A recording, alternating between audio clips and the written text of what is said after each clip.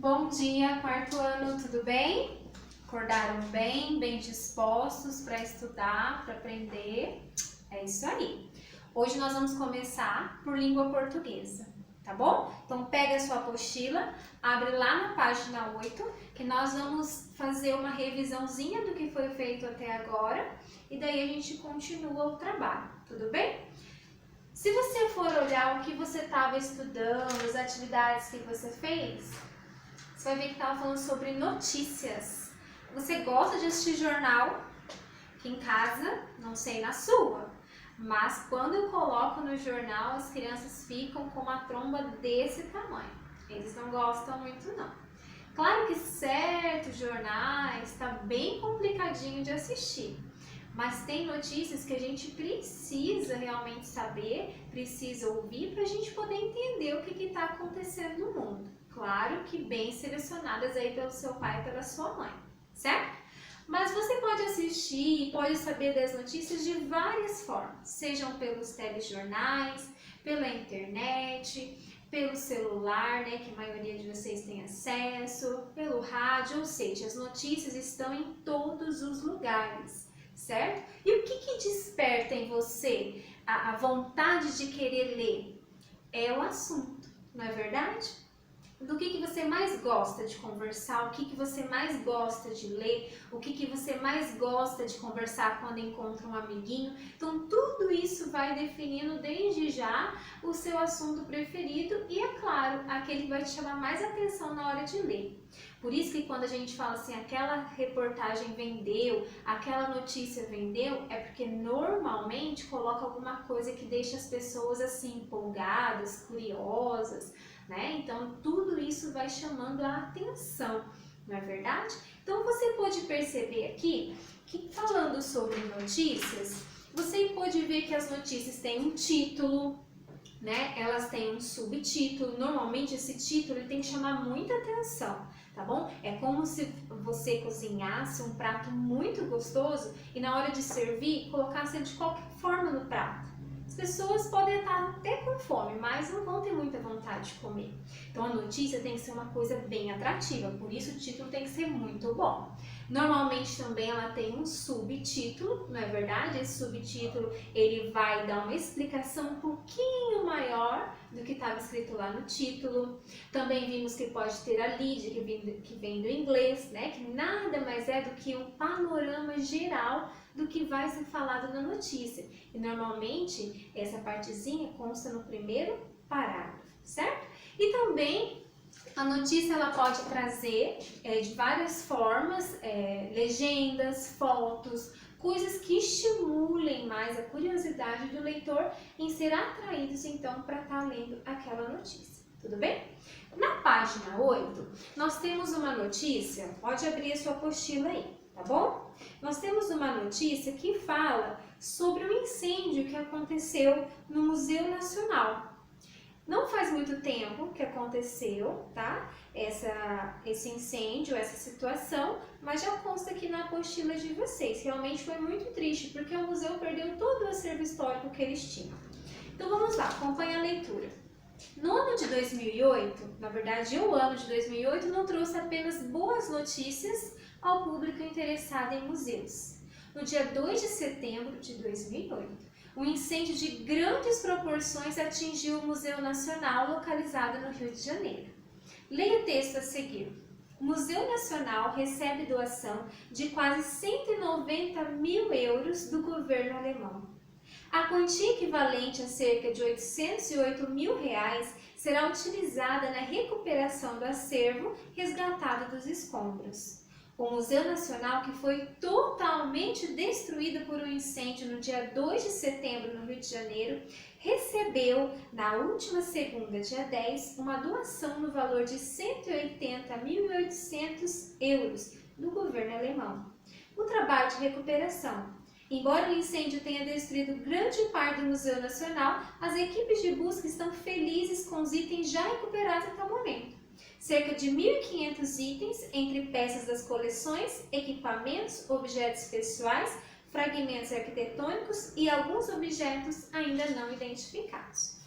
Então, olha lá na página 9, aqui a gente vai fazer a interpretação de texto, ou seja, nós vamos interpretar e analisar essa notícia que foi dada anteriormente aqui para nós, tá bom? Então vamos fazer juntos. Primeiro, complete o quadro a seguir, identificando as informações contidas no lead da notícia. Museu Nacional recebe doação de quase 190 mil euros do governo alemão.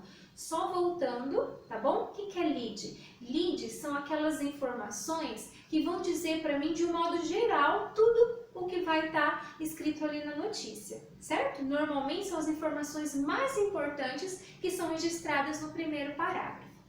Ela responde algumas perguntinhas, como por exemplo, o quê? O que a notícia fala? O que aconteceu? Que o museu foi destruído por um incêndio. Vai completando aí. Onde aconteceu? No Rio de Janeiro. Quando que aconteceu? Dia 2 de setembro de 2018, para aqueles que querem colocar a resposta completa, e eu gosto muito de resposta completa. Quem? Ou seja, quem fez a doação? O governo alemão. Como? Ele fez uma doação no valor de 180.800 mil euros. Foi a forma que o governo alemão achou de ajudar o museu. Por quê? Por que eles fizeram essa doação? Para recuperação do acervo. Tudo bem? Caso tenha ficado um pouquinho corridinho, você pausa e volta para colocar as suas respostas. Segunda questão. O texto lido apresenta intertítulos? O que são intertítulos? Normalmente são outras frases colocadas entre os parágrafos da notícia com o objetivo de facilitar a leitura. Então, consta intertítulos? Sim. O intertítulo, se você voltar, é trabalho de recuperação. Tudo bem? 3. Após ler e analisar os dois textos apresentados, complete as frases a seguir com os nomes dos principais elementos que constituem uma notícia. Então, vamos conceituar, tá bom? Letra A. O tan-tan-tan da notícia informa o leitor sobre o fato que será apresentado. Então, o que mostra para mim sobre o que vai ser falado? É o título. B. O tan-tan-tan vem logo após o título, acrescentando a ele algumas informações. Talvez o título eu não tenha conseguido fazer uma frase que me deixe entender tudo aquilo que eu queria dizer. E para isso eu uso o subtítulo. Letra C. Os tan-tan-tan ou tan-tan-tan são palavras ou expressões que aparecem entre dois parágrafos para organizar a leitura da notícia. Então, como é o nome dessas frasezinhas que aparecem entre os parágrafos? Entretítulos ou intertítulos. Escreve tudo junto, tá bom? Entretítulos ou intertítulos. Tá dando para acompanhar? Acho muito legal, né? Eu pergunto, você responde. E eu consigo entender que você me respondeu, tá bom? Letra D. O tan-tan-tan faz um resumo da notícia, apresentando as informações básicas sobre o fato noticiado e respondendo as perguntas. Bom, vamos responder uma de cada vez. Quem que faz o resumo da notícia? É o lead. E quais as perguntinhas que ele responde? Pode colar lá daquele quadrinho azul que está em cima. O que, onde, quando, quem, como e por quê. E a última, um dos fatores que define o público-alvo da notícia é o que me faz querer ler a notícia, o que me faz despertar um interesse para aquela leitura. É o assunto. Muito bem? Se você conseguiu responder todas as questões aqui da página 9, pode passar comigo, senão você pausa o vídeo, completa e daí você despausa para a gente continuar, tá bom? Muito bem, fizemos então esse momento de interpretação e agora a gente vai fazer um pouquinho de gramática. Muito bem, a apostila de vocês, ela vai trazer agora um pouquinho sobre acentuação. Talvez nas séries anteriores você tenha visto um pouquinho desse assunto, tá? Só que para que serve a acentuação? Para que servem os acentos? Eles servem para marcar a sílaba tônica de uma palavra. E vocês já viram que nós temos as sílabas tônicas e nós temos as sílabas átonas, certo? Sílaba tônica é aquela mais forte. Toda palavra tem apenas uma sílaba tônica, tudo bem? E as sílabas átonas são as demais sílabas. Por exemplo, a palavra médico. Qual que é a sílaba tônica? Ou seja, quando você fala, qual que é a sílaba mais forte? Mé, certo? Então essa é a minha sílaba tônica. Di é outra sílaba e co é outra sílaba. Só que a mais forte é o mé, sendo então sílabas átonas. Tudo bem até aqui? Talvez você não tivesse visto dessa maneira, mas você já sabe identificar qual que é a sílaba mais forte de uma palavra. Muito bem. Porém, vamos voltar mais um pouquinho. Quando eu digo para vocês, vamos classificar as palavras em relação ao número de sílabas que elas têm. Vamos revisar. Elas podem ser monossílabas, quando elas têm apenas uma sílaba. Por exemplo, pé. Ela pode ser dissílaba, quando ela tem duas sílabas. Por exemplo, mesa.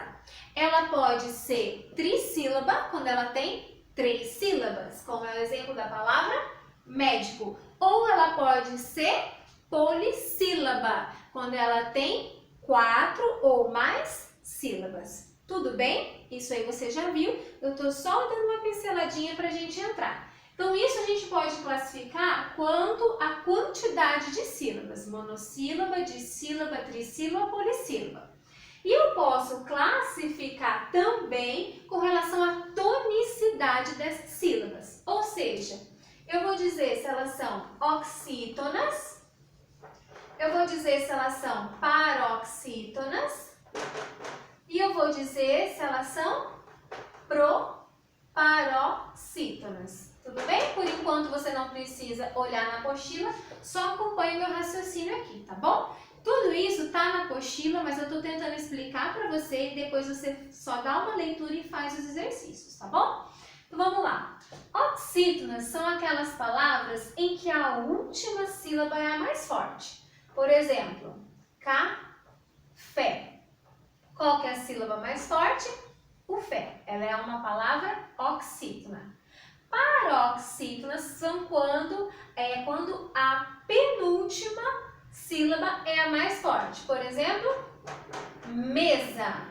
Qual que eu falo mais forte? Eu falo mesa ou eu falo mesá? Eu falo mesa. Até porque se fosse mesá, eu colocaria acento, porque todas as oxítonas terminadas em A, E e O são acentuadas. Tudo bem? Eu não peguei o cronograma do bimestre anterior, mas eu creio que talvez no terceiro ano você tenha estudado a acentuação das oxítonas. Se não estudou e tiver um tempinho, vale a pena você olhar, porque pelo que eu entendi, nós vamos partir das paroxítonas para frente, tá bom? Caso a gente esbarre com esse assunto, é bacana você já lembrar um pouquinho. Então, as oxítonas, todas as oxítonas terminadas em A, E e O são acentuadas, tá bom? Então, por isso que mesa é mesa, não é mesar. E proparoxítonas, quando a antepenúltima é a mais forte. No caso aqui, médico. E aí é muito simples. Todas as proparoxítonas são acentuadas. Não tem uma proparoxítona na língua portuguesa que não leve acento. Tudo bem? Então, entrando nesse assunto de acento, primeira coisa que eu preciso chamar a sua atenção. Acento, eu escrevo com S, 2 S ou com C? Muita gente confunde acento com acento. Esse acento, sinalzinho gráfico que nós vamos estudar, que ele vem dizer para nós qual que é a sílaba tônica da palavra, é o acento com C. Porque esse acento aqui com 2 S existe também, mas é o lugar onde eu sento, tá bom? Então você acentua com C e você senta no acento com 2 S, tudo bem? Então não esquece disso, não troque as bolas. Muito bem. Os sinais gráficos que nós falamos do acento que nós temos é o acento agudo, né? O grave, que é a crase, que vocês vão ver também, e o acento circunflexo, que é o chapeuzinho do vovô, que você aprende. Esse aqui eu acho que é chapeuzinho da avó. Essa parte eu não lembro mais como eu explicava. Mas aqui é o acento agudo, o acento grave e o circunflexo. Ah, mas e o tio? O tio, embora ele traga a nasalização necessária para a palavra, ele não é considerado um acento. Por quê? Olha só essa palavra. Órgão. Certo? Qual que é a sílaba mais forte? Órgão, certo? E eu já disse para você que o acento, ele vai dizer para mim qual que é a sílaba mais forte. Tendo apenas uma sílaba mais forte em cada palavra, logo eu concluo que o tio, apesar de modificar a palavra foneticamente, ou seja, vai trazer a nasalização para a palavra, órgão, pão, mão, ou seja, aquele sonzinho que sai para o nariz. Embora ele faça esse transtorno ali para o bem da palavra, o tio não é considerado acento. Tudo bem? Então vamos lá. Caso você tenha dúvida, você pausa o vídeo, volta, veja a explicação novamente.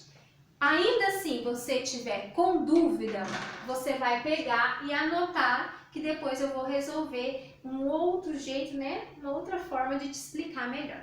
Tudo bem? Então vamos lá. Em primeiro momento, aqui fala sobre as oxítonas, paroxítonas e proparoxítonas. Muito bem. Você vai fazer no seu caderno de trabalho, não agora, tá bom? Você vai fazer no seu caderno de trabalho as questões que tem ali na página 10. Você coloca lá a data, português, e coloca. Você vai separar as sílabas, ali tem um quadro pequenininho que não cabem as palavras lá. Você vai responder aquelas duas que estão com pontinhos amarelos. Embaixo, ó, tem até uma que diz assim: separe essas palavras em sílabas, identifique o que elas têm em comum, certo? Tudo isso tem que ser feito no caderno. Muito bem, mas agora lá no finalzinho da página 10 tem as palavras, olha aí comigo: patrimônio, domínio, consequências, fósseis, espécie, experiência, escritório e notícia. No seu caderno, como está pedindo aí, você vai separar essas sílabas, tá bom? Copia as palavrinhas e separa as sílabas na frente. Muito bem. Mas aqui nós podemos retirar a primeira regra de acentuação das paroxítonas. Por que eu coloquei acento aqui no i? Notícia. Por quê? Porque essa é uma palavra paroxítona, ou seja, a sílaba mais forte é a penúltima. Tudo bem até aí? Muito bem. Essa é uma palavra paroxítona terminada em ditongo. Isso tem que estar bem fresquinho na cabeça de vocês, porque vocês acabaram de ver o que é o ditongo. O que é um ditongo? Ditongo é o encontro de duas, não são duas vogais. Toda sílaba ela é formada por uma vogal. Não há palavra formada sem vogal, tudo bem? Mesmo que seja somente ela, toda sílaba precisa de uma vogal. Mas não tem duas vogais na mesma sílaba. Se você tiver mais de duas, que a gente aprendeu lá, A, E, I, O, U, uma vai ser sempre vogal e a outra será semivogal, certo? O A sempre vai ser vogal. Se o A é vogal, o I é uma semivogal. Tudo bem? Então aí por isso você estudou, creio que você tenha estudado. Ditongo crescente, quando é semivogal mais vogal, e decrescente, quando é vogal mais semivogal. Creio que você deve ter estudado isso daí. Tudo bem? Então vamos lá. Então, ditongo não pode ser que eu encontre duas vogais na mesma sílaba, porque não tem sílaba com duas vogais. Eu tenho uma semivogal e uma vogal, ou então uma vogal e uma semivogal. Então, ditongo eu encontro de uma semi com uma vogal, ou então de uma vogal com uma semivogal.